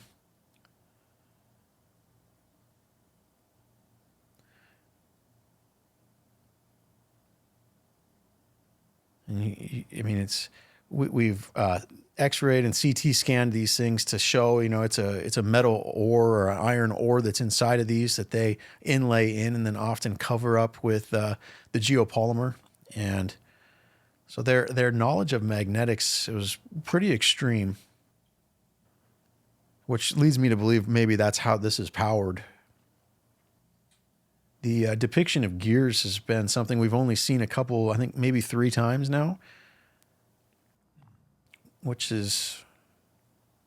And what's inside that circle up top? It's going to shut the lights off here in just a second, okay. or you can fast forward if you want, Ryan. There it goes. Okay. Oh. It'll light up here. It's a little old. And is the crystal, is it secure in there? Or yeah. Okay. So it's not removable? Nope. Okay. And it's just quartz? I don't know for surely on that. This has to be tested as well. This was another piece. The main piece there weighs like 100, 150 pounds, but then there's a full-on box that it encloses, and the box itself was not shippable even. It's a good-sized piece. But how that thing lights up and what it is, I mean, it's just, I'm clueless, honestly. And I've never seen anything like it. Where's this piece now? Also in California. Okay. Yep.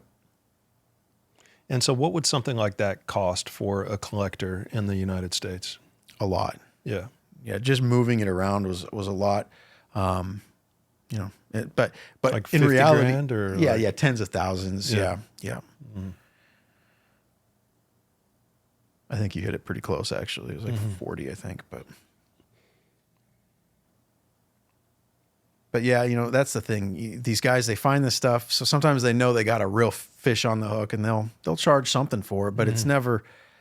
I mean, for technology like that, it should be, you know, a lot more considering of what it is. So it's definitely, prices are fairly reasonable in that respect compared to, you know, other ancient artifacts and treasures. You know, if they're real, then the prices are basically free.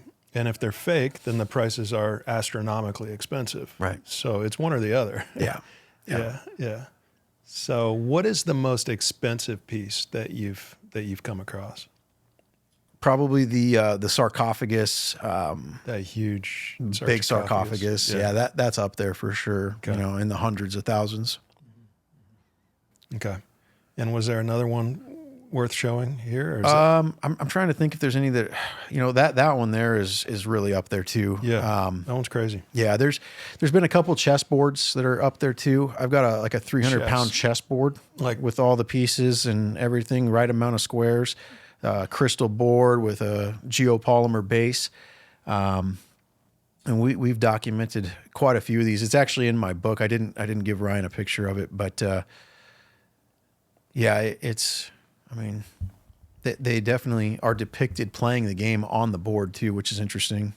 So chess was supposedly invented in the 6th century or so. Well, there's controversy there because there's games in Egypt and games in India that are similar to chess, but the official chess with whatnot was in that 6th century area. But in India, they called it the age-old game of chess. And so you see some of these games and whatnot. We also find other games that we don't even know what they are. I mean, there's weird pieces and little things, no clue, no relation to any game that we have today. Yeah. Which is interesting. Yeah, India 1,500 years or so ago, 6th century, is kind of the classical mainstream explanation for when chess appeared. But are the pieces that you found then, did the pieces were found with the actual chessboard? Yep. Yeah, they actually go inside. So the lid or the board itself comes off, and then inside it's hollowed out, and all the pieces are stored inside of it. Wow. Yeah, I've got it documented on a couple of boards being found and how they were found. How were they found?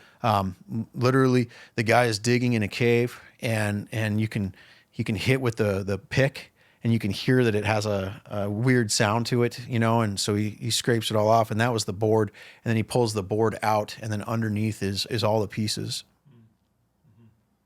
And I mean, just sitting there by itself? No, this is in a cave 16 feet in the ground, and they found numerous pieces in there. Okay, gotcha. Interesting. Okay.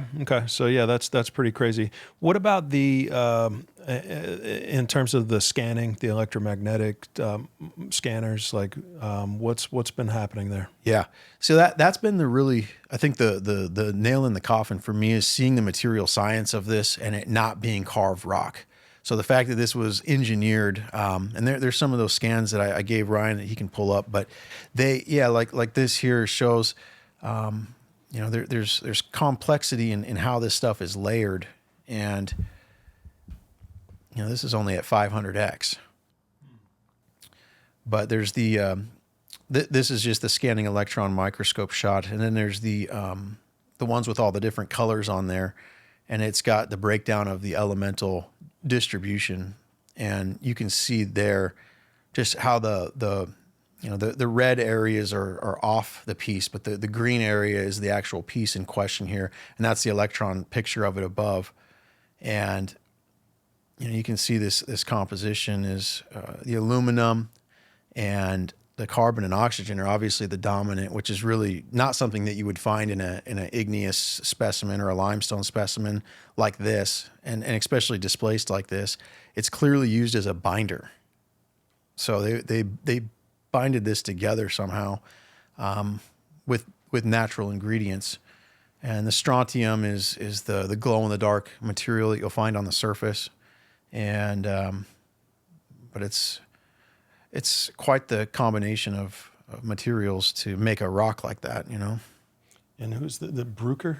What is that? That's the type of, I think the imaging software itself or the type of scope. I'm not 100%. It's at the lab. And how many SEMs have you? How many scans have you done with Electro? Probably 150. Yeah. Okay. So, and you're finding, what's been like the biggest wow factor that you've found? Honestly, the fact that these aren't carved rocks was a real big takeaway because, these things are shaped and formed like you saw with the gear. I mean, there's a lot of carving involved if these are carved, let alone all the stuff on the surface. So to find that they were a manufactured substance that we don't necessarily know how to make today is I think probably the big takeaway, because this is something that's verifiable by anyone with a scanning electron microscope. It's not like you need $1 million carbon 14 lab to know this. This is something that's very easily seen, just like you just saw. Like there's clearly a manufacturing process that goes into this type of stone. And the material, as far as you're aware, is not found anywhere else. Not that we've seen. Okay. No. And The closest things would be like Roman concrete,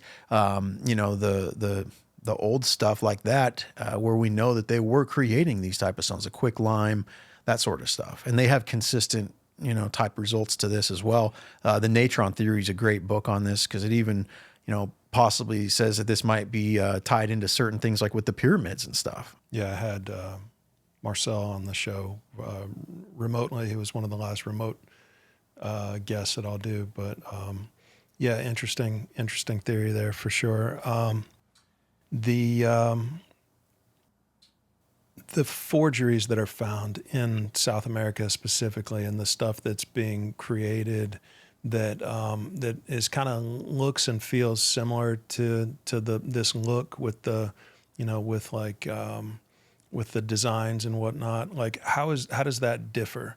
Like what is that material made out of, and how does it look and feel different to you? Are you familiar with it? Are you like? There's a lot of different ones. So I mean, there's like the Ica stones, which we actually dated thermoluminescently to 3,000 years ago. I brought those testing results as well from Peru because those are kind of known as a forgery, but there's tens of thousands of them, and they hold them in the museum down there or in a gallery. And now we have those dates, which I think are consistent. Yeah, like this type of stuff. 3,000-year-old dates thermoluminescently. But you're saying that's real. I believe so. Yeah. But mainstream archaeologists don't attribute these as real. They've got dinosaurs on there with people riding them.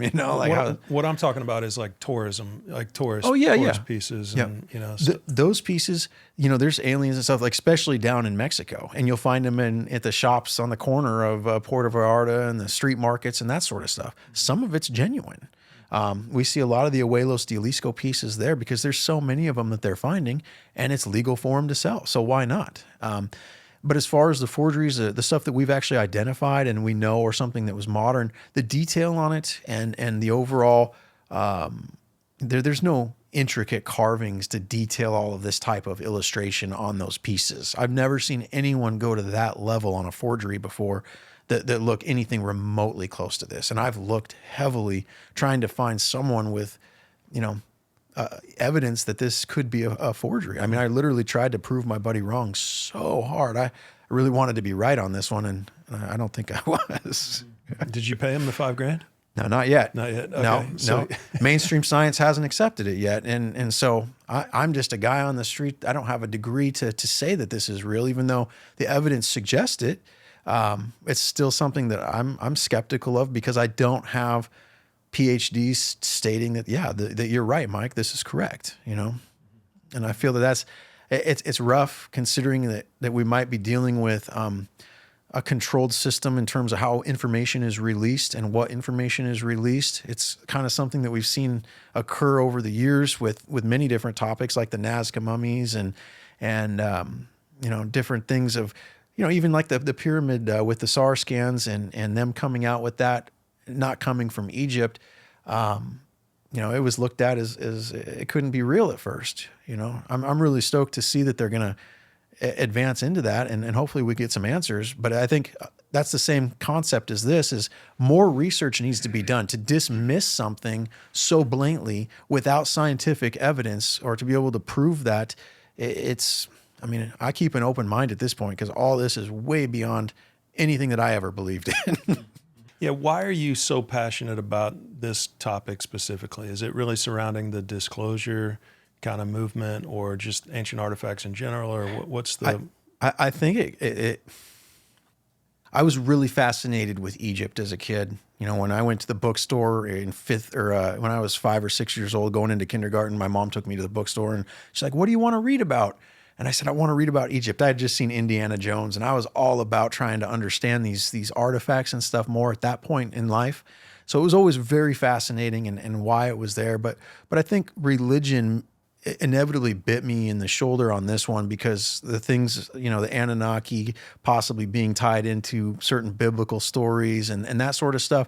I was, you know, I watched Ancient Aliens and stuff a few times. I knew what they were, and I kind of understood that aspect, but I never really dove deep into it. When I was a kid on the playground, I would ask the religious guys questions that would make them cry sometimes, because I was poking at trying to understand it, you know, and I was asking questions that they didn't have the answers to, and it felt like I was attacking them, I feel. And so the friction of religion and not understanding it, I think, has really been the inspiration to really, once I knew that there was something real here, to really try to understand it more. Have you ever seen a UFO? Nope. No. Any paranormal experiences? No. Okay. No. Okay.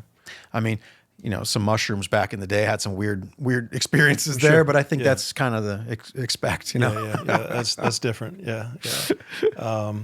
Cool. Yeah. So what did we miss? What do you feel like? Any other kind of anything else on your mind that you wanted to share? You know, one thing that's interesting that I find is that there's certain things, for instance, like the guy that his friend that went down there, he came over to me before I ever started any of this, and he told me about this experience on DMT that he had. And he said this big winged Anunnaki being came down and touched his forehead with a pine cone. I'd never done the substance at this time, and he had a little vape pen with it. And I'm like, "Really? You did that off of that?" And I couldn't fathom that, you know, never tripped like that before. So I asked him if I could have it, and I had a really, really negative experience from it. I was in the music studio recording, and I felt like I died and went into the black abyss, and eventually came back 4.5 minutes later, and haven't touched any psychedelics since. But what's interesting is, you know, at that time I'd seen, like I said, Ancient Aliens a couple times. I knew of the Anunnaki. Him telling me that story, well, he literally gave me that pen because he was going down to a gem show. He came back and had bought a few of these down in Tucson. And he came back and wanted to show me, and I told him my story, and that was that. Well, I started researching this, and at the time it was just little aliens and spaceships. It wasn't the Anunnaki or Egyptian or anything, you know, with symbology and stuff like that. That didn't come till much later. But the fact that we found the evidence of these pine cones and these Anunnaki beings and everything tied into this after that experience he had, you know, it's something I look at as really interesting, how that substance works in the pineal gland and the all-seeing eye, and how that looks in Egypt. And then we find this all-seeing eye everywhere on these pieces. We even find a deity who is the all-seeing eye, which is really fascinating to think, you know, like I mentioned earlier, how some of this might be seeded through our imagination or dreams. And a lot of ideas come to people in their dreams. And it's possible that portal in our mind may be connected to these beings or these, you know, the creator and these beings. Who knows? Because we live in a dualistic world, right? So we have, like Fred Flintstone had the angel on one shoulder and the devil on the other when he would ask for advice on what to do at the lodge or whatever, you know. And so I think that's a really good metaphor in terms of what our pineal gland allows in terms of transmission. And that might be why and how some of this stuff is coming out so strategically. And I say strategically because, like I said, we never saw anything with Anunnaki until a few years in, then all this stuff with Anunnaki. And it's the same thing with the Buga Sphere. You know, we documented one chip design on a sphere, a mosaic like the one there, but much larger, a 65-pound one, documented start to finish back in January. And it crashed in March. And then after March, hundreds of these objects came out. And a lot of the guys were saying that they were finding them via pendulum. And so it's really an interesting concept of, could this be possibly orchestrated in a way beyond our understanding? Yeah, what's the deal with that ball, the Buga Sphere? What's your knowledge of it? Luckily, David Roldan, who works for Jaime Maussan, is one of the lead researchers of the Buga Sphere, and he actually wrote books on these stones from Mexico. And I was good friends with him, so we actually have a connect. A lot of my friends have gone down there and held it, and gotten to see it in person and research it. And I definitely feel it's a genuine thing. I mean, the carbon dates show that it's consistent with a lot of these pieces that we're finding. What were the carbon dates done on? It was 12,635 years old, I believe. But was it resin on the inside? Or? It was, see those little red round things there? Yeah. Those are glued on there with an adhesive, and so they scraped that resin to get the date. The adhesive? Yes. Okay. And is that, can you fake that? I mean, so to fake an adhesive carbon date, for instance, you could take a woolly mammoth tusk and grind it down into a glue somehow, and the glue might say that it's 13,000 years old. So that's a possibility. However, to get it into the geopolymer, to get it into the bones, to get it into all these other facets as well, that's a whole nother story. Gotcha. And again, that's, I think, where the geopolymer comes in as such an important staple here of understanding this is that the fact that we can date those stones from that is something in itself. Yeah, for sure. Yeah. That's cool. As you're talking about the all-seeing eye and the pyramids, I'm thinking about these pyramids up here. I might shift them down a shelf and put an all-seeing eye above them, and that'd be a pretty cool look, I think. So yeah. Thank you for that. I think the next episode will probably have that. Cool. But what did we miss? Anything? I mean, that's good stuff, man. It's a great overview of your story, your kind of your perspective, your passion, what you're doing right now. And I know you take a lot of crap about it from social media. But you've got a big support system too. There's a lot of people that are like all in that these things are all real, and then there's these people that think that they're not. So it's one or the other. There's not a lot of people that are open-minded about this. There's people that are either believers or non-believers. Yeah. So there's definitely, just like disclosure, there's definitely these people and these people. But what's interesting is I do deal with a ton of comments on my Instagram. Oh, that's whatever. But you click on a lot of these profiles and they have 14 followers, 24 followers. This account's private with 20 followers. They don't hardly follow anybody. So are these bot accounts being fed by a phone farm to try to keep the secret that they've kept for thousands of years? It's definitely something I have to take into account at this point, that there could be damage control being performed at levels in which are fairly advanced. And we know that, we can do those type of things with social media, and how much of social media is real comments versus not. So yeah, a lot of people have come forward. We have a lot of scientists on the team now, people who I really, really respect. And I definitely take their opinion over the guy with 24 followers on my comment section, Yeah, for sure. Yeah. What are kind of the next steps for the team then? Next steps, I think, really, we got to get a professional documentary filmed is important. Yeah.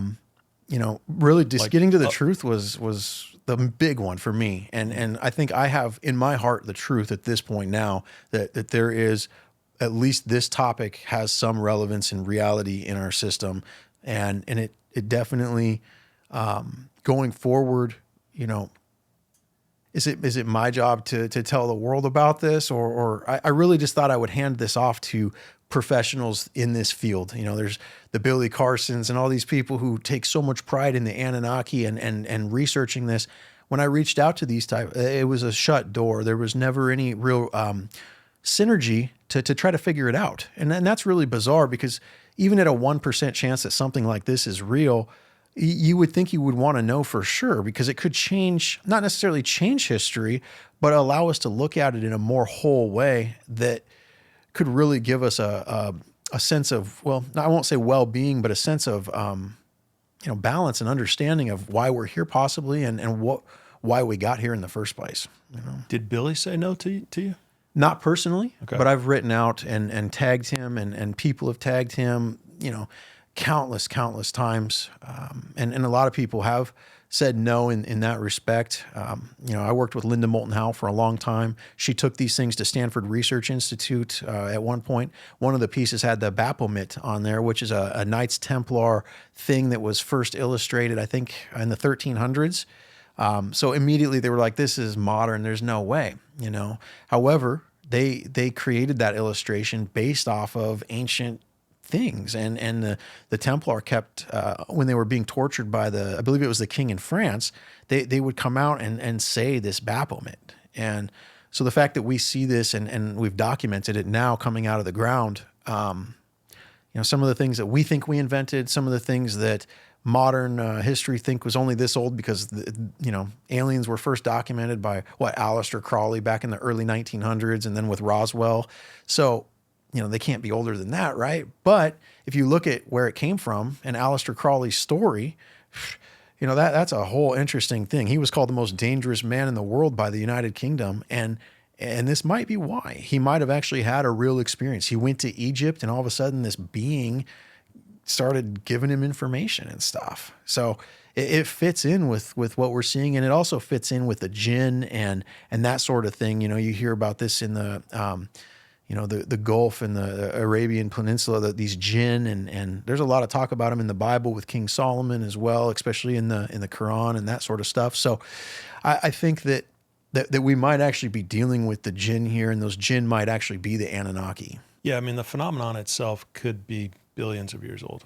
I mean, there's no reason why it wouldn't be that old, or why a civilization of extraterrestrials or some extraterrestrial species couldn't be billions of years old. I mean, I don't think the Big Bang is now kind of losing some of its relevancy amongst a lot of scientists and people, but at a minimum, you know, 14 billion years, we think but now there's these ultra developed galaxies that are way too young to exist where they exist. And so was that really the beginning, you know, and are we thinking of things too linearly as a species? But, yeah, look, this could have been here for hundreds of thousands or millions of years for sure. To touch on that, you know, time itself is a weird thing. Yeah. We don't know what time is. So time might, you know, our linear time might be all here. And so billions of years might not even be a thing. And so if that's the case, you look at, you know, like the story of Saturn in the Greek, he's the god of time, right? And we see Saturn depicted all over these pieces, which is interesting with the ring and everything. And where we have rings and oaths and all this come from in terms of our history and to, you know, unite us in marriage, stuff like that. It comes from, you know, the Egyptians and the Romans, and Romans worshiped Saturn and stuff like that. And, you know, you're talking about the Big Bang, and we can see now beyond that with the James Webb Telescope.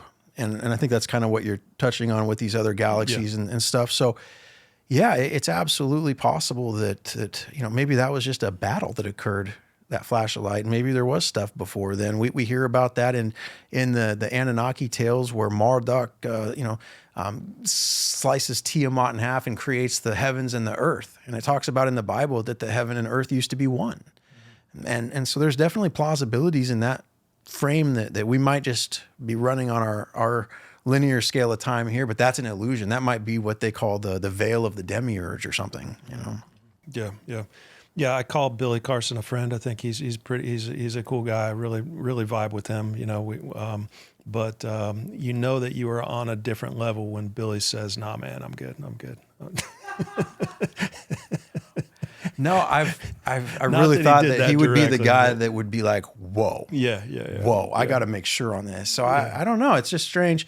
But again, a lot of people's careers have been ended over this topic when they tried to bring it forward. Fernando Corora and Jaime Maussan tried to bring this forward in numerous cases, and they're known as fraudsters and all kinds of stuff because of this. So maybe they weren't, and maybe it was just dismissed as that because it wasn't time for disclosure yet. And this could be disclosure. This might be why disclosure is so complex. It might not be ETs from another planet per se, but something that's very ancient that caused a lot of issues. You know, same with Nikola Tesla's work not coming out and how he was developing wireless energy and that sort of stuff. You know, we see these pyramids all over the world, and you know, people always say, well, how is Mexico connected to Egypt? Well, they both have pyramids. That's a big start. And, the headdresses that the gods in Mexico wore and the headdresses. And then we also have King Pakal, who was mummified and in a sarcophagus in Mexico. So there's definitely some similarities there that I think could tie this together. But these pyramids might have been energy sources like Dunn's theory and stuff has said, an industrial complex. And if that's the case, they may have created free energy. And maybe they harnessed it with crystals, just like Merlin's staff with this crystal on the end, and he was powerful. Well, maybe that was what the pyramids allowed them to do. That could be a form of alchemy that's long lost because the pyramids are no longer in function.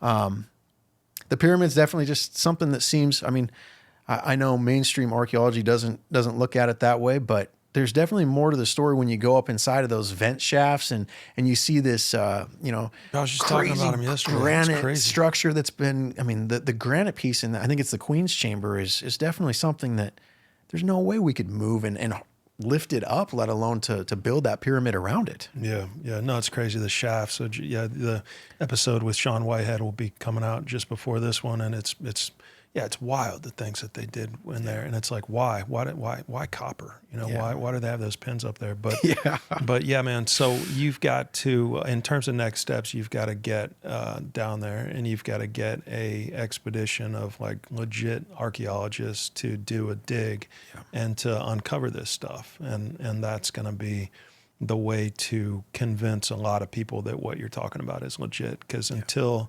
that happens, until you get like a legit dig done by some archaeologists that are sponsored by or work for some college or, whatever it is, like legitimate people that are known to be, and even, local archaeologists, but with a team probably of Americans, that go down there. That's going to be what's going to be necessary for you to convince people that this is something real. And if you do that, then all of a sudden, the value of your artifacts is, it's not $1,000. It's all of a sudden you're talking about these are priceless artifacts. It'll go in a museum at that's high. It needs to be in a museum so people can appreciate it. Yeah. And that's kind of what my goal was. My grandfather had a museum of Native American artifacts in Idaho, and there's still an exhibit at the North Idaho Museum of all of his stuff there because he passed away.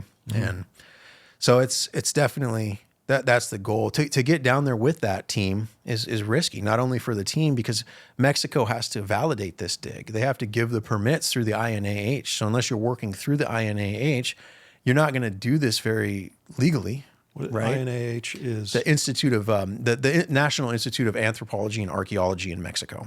Right. And they're the problem is the elder Toltec told me that they're taking American archaeologists and making piles of these artifacts, and they don't get shown and they disappear. So they could be in on this. He said that UNESCO, the treaty organization, is directly involved with funding the cartels to keep this secret and to distribute those pieces. And what's really crazy is, that's something when I started dealing with all these different families, that there were some that seemed like genuine people, and then there were some that were just on a whole nother level. And the way that you can pay these people tens of thousands of dollars, and 4 hours later they're broke and wanting more money and saying they don't have money to eat, where does all that money go? And so it's a big concern that this could be funding the cartels.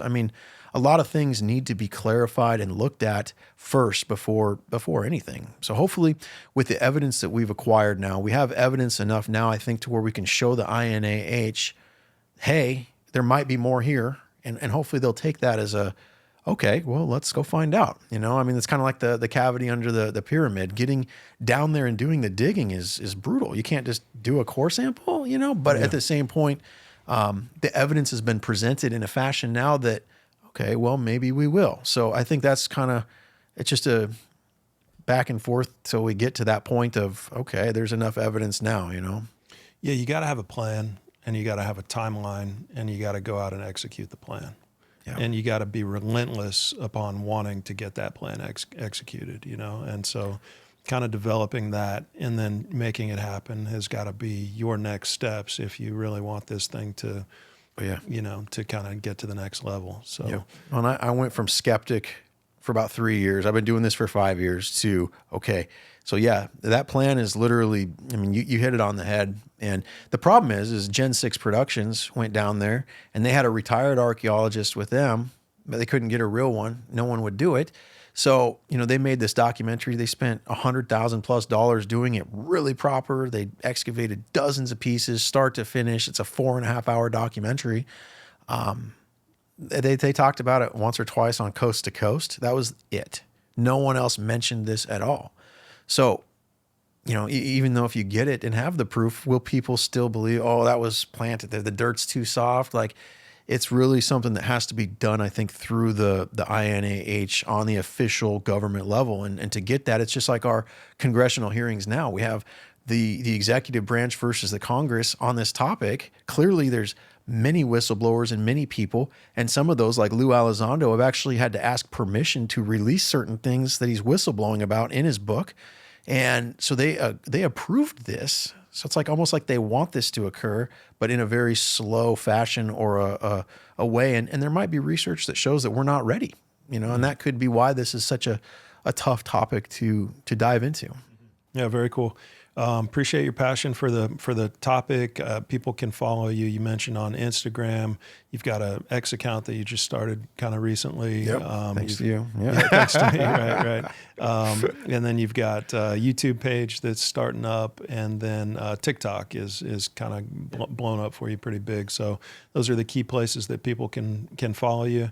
You've got a book out. 6 books. 6 books out. Yep. Wow. Okay. This is this one here that I brought is it's an encyclopedia or a catalog of my entire collection. So every piece in here is photographed, is mine, and has been thoroughly documented with macro photos in there. It's 400 pages, over 1,000 images. Nice. 3 of the other books are kind of going over the different areas, and these pieces are from Tula, these pieces are from Abuelos. This is the differences in what we found, just to try to give people an idea. And then I wrote a couple textbooks as well. One on with the interviews of Max and those guys there, called Anunnaki America, and then a book called Tiamat. And the Tiamat book is something. It's just kind of like a historical overview of the Tiamat figure and how it may correspond with one of the deities that we found on these pieces that have never been seen anywhere. Oh, really cool. Really cool. Well, very good, man. It's been awesome to connect with you. I'm glad we did it. I appreciate that it kind of finally worked out. I've seen your stuff online for the last year or so, and I think just looking at it, it was so extraordinary that it wasn't until we kind of just happened to connect via Instagram that I'm like, all right, let's make this happen. Let's dive into this story. Let's see if there's anything here or not. And I'm super glad that we did, and hopefully everybody enjoyed this and learned something from it. And it piques your interest once you hear you talk about it more kind of in person. It makes it a little bit more real and interesting once after this conversation. So definitely appreciate it. Yeah, absolutely, and I appreciate you taking the time to look at it, because that's the thing. I mean, we just need to make sure at this point. That's my biggest takeaway, is just let's be sure before we dismiss, because if we're dismissing, it's going to all disappear and we'll never know. Yeah. Yeah. Cool. Love it. Great perspective. That's a wrap. Thank you, Ryan. Thank you. Yep.